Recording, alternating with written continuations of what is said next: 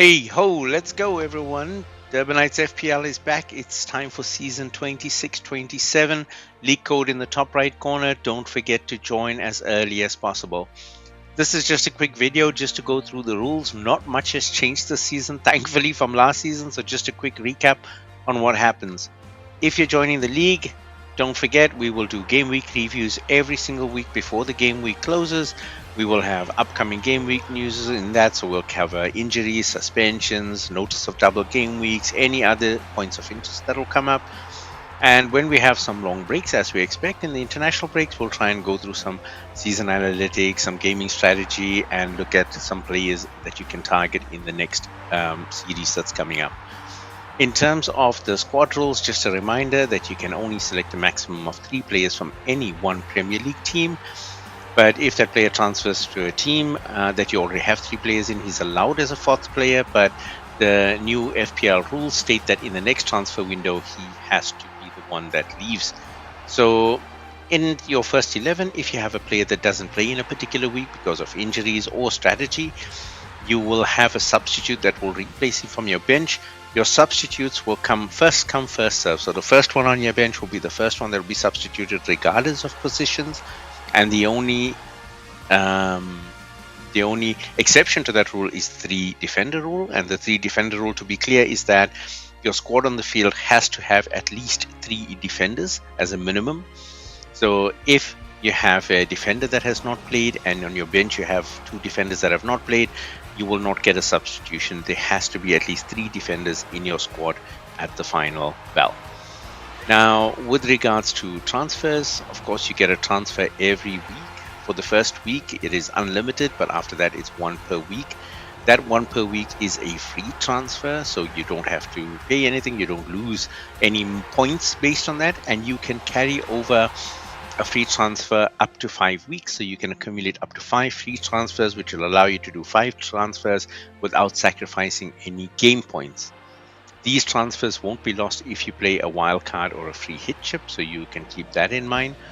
But don't forget that if you make more than the free transfers that you have allocated, you will be penalized 4 points for every additional transfer that you make in that game week, unless you use a wild card or a free hit chip.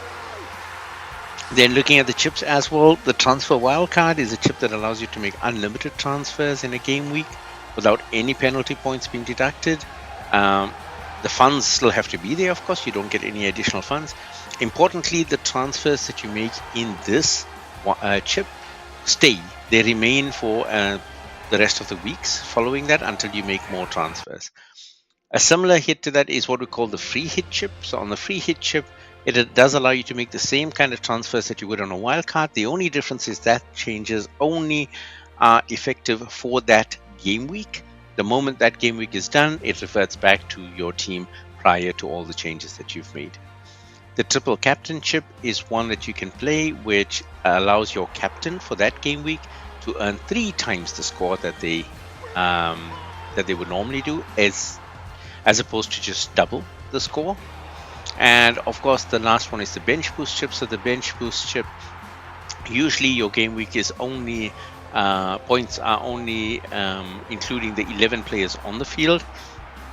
Bench boost allows you to get points from those players that are not on the field, so the 4 players that are sitting on your bench. Again, doesn't make a difference to anything else except that you picks up those initial points for your game week. Now, a reminder on the chips that, like last season, you get 2 of every chip available in the season. So there's some to be used in the first half of the season and some to be used in the second half. To be clear, the first set of chips are available from the start of the season, so from game week 1 all the way to game week 19, which the cutoff is Saturday, the 2nd of January, 2027 at 4:30 CET, 2:30 CET, 3:30 Central African time, which is the end of the game week 19 window, by the way. So the end of the game week 19 deadline. The second set of chips will be available immediately after the deadline closes, and then for the rest of the season as well. So don't forget to use those chips. They make a big difference in the end.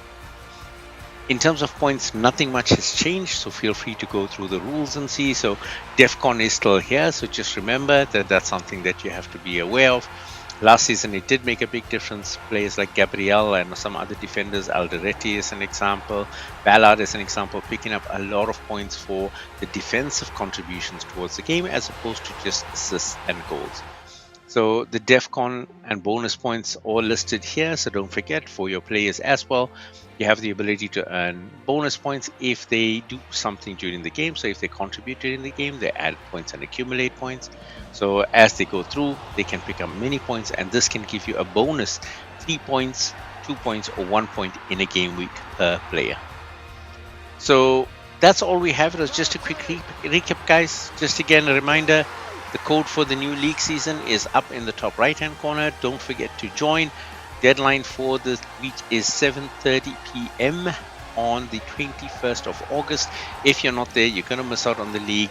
Reminder again to everyone that we're only allowing one team per person to join this year, just to make sure that we have the admin under control and you stay engaged.